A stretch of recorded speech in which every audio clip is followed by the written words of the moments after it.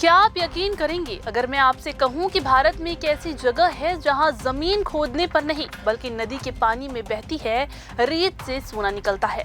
जी हाँ, ये कोई कहानी नहीं बल्कि एक हकीकत है जो आज भी हमारे देश में घट रही है।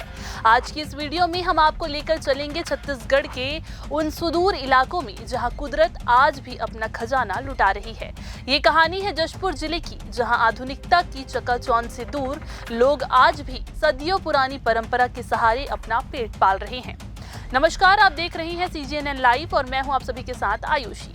छत्तीसगढ़ का जशपुर जिला अपनी प्राकृतिक सुंदरता के लिए तो जाना ही जाता है, लेकिन यहाँ की ईब और मैनी नदियाँ अपने आंचल में एक ऐसा राज छिपाए बैठी है जिसे जानने के बाद हर कोई हैरान रह जाता है। इन नदियों की रेत में सोने के कण पाए जाते हैं। जी हाँ, असली सोना। जरा सोचिए, सुबह का सूरज निकल रहा है और शहर के लोग अपनी ऑफिस की भागदौड़ में लगे हुए हैं।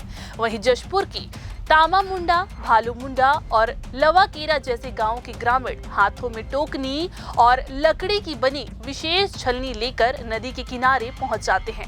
उनका मकसद सिर्फ मछली पकड़ना या नहाना नहीं होता, बल्कि उनकी निगाहें नदी की गीली रेत में छिपी उस पीली चमक पर होती है जो उनकी किस्मत बदल सकती है। ये प्रक्रिया उतनी आसान नहीं है जितनी सुनने में लगती है। ये न केवल एक मेहनत का काम है, बल्कि इसमें जबरदस्त धैर्य की भी परीक्षा होती है। ग्रामीण घंटों तक पानी में खड़े रहकर रेत को छानते हैं।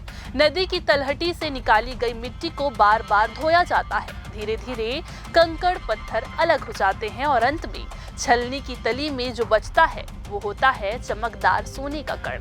कभी कभी ये कण सुई की नोक के बराबर होते हैं तो कभी किस्मत अच्छी रही तो थोड़े बड़े टुकड़े भी मिल जाते हैं।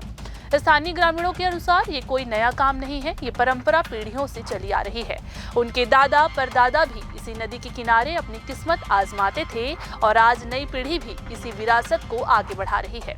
यहाँ के लोग बताते हैं कि दिन भर की कड़ी मशक्कत के बाद उन्हें इतना सोना मिल जाता है कि वो अपनी दिहाड़ी निकाल सके। कई बार तो ऐसा भी होता है कि उन्हें 2 दिन की मजदूरी से भी ज्यादा का मुनाफा एक ही दिन में हो जाता है। लेकिन सिक्के का दूसरा पहलू भी है। ग्रामीणों का कहना है कि पहले के मुकाबले अब नदियों में सोने की मात्रा कम हो गई है। शायद कुदरत का खजाना भी अब धीरे धीरे खाली हो रहा है। इसके बावजूद तामामुंडा और आसपास के इलाकों में उम्मीद की किरण बुझी नहीं है। ये काम उनकी जीविका का एक बड़ा सहारा है। जो थोड़ा बहुत सोना मिलता है उसे स्थानीय सुनारों या व्यापारियों को बेचकर वे अपने घर का राशन लाते हैं, बच्चों की फीस भरते हैं और अपना जीवन चलाते हैं। ये नजारा हमें बहुत कुछ सिखाता है। एक तरफ दुनिया बिटकॉइन और शेयर मार्केट के पीछे भाग रही है, वहीं दूसरी तरफ ये आदिवासी अंचल अपनी जड़ों से जुड़ा हुआ है। यहाँ मेहनत का फल डिजिटल वॉलेट में नहीं बल्कि सीधे कुदरत के हाथों से मिलता है।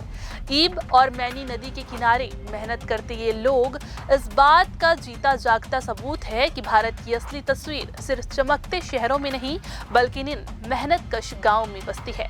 तो अगली बार जब आप सोने के गहने देखें तो शायद याद रखिएगा कि शायद उसका कोई छोटा सा अंश छत्तीसगढ़ की किसी नदी में किसी ग्रामीण की दिन भर की तपस्या का फल हो सकता है।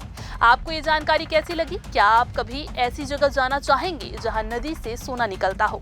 हमें कमेंट करके जरूर बताइए। और हाँ, अगर वीडियो पसंद आया हो तो लाइक का बटन जरूर दबाएं और चैनल को सब्सक्राइब करें ताकि भारत के ऐसे ही और भी अनसुलझे रहस्यों से हम आपको रूबरू करा सकें। मिलते हैं अगले वीडियो में, तब तक के लिए नमस्कार।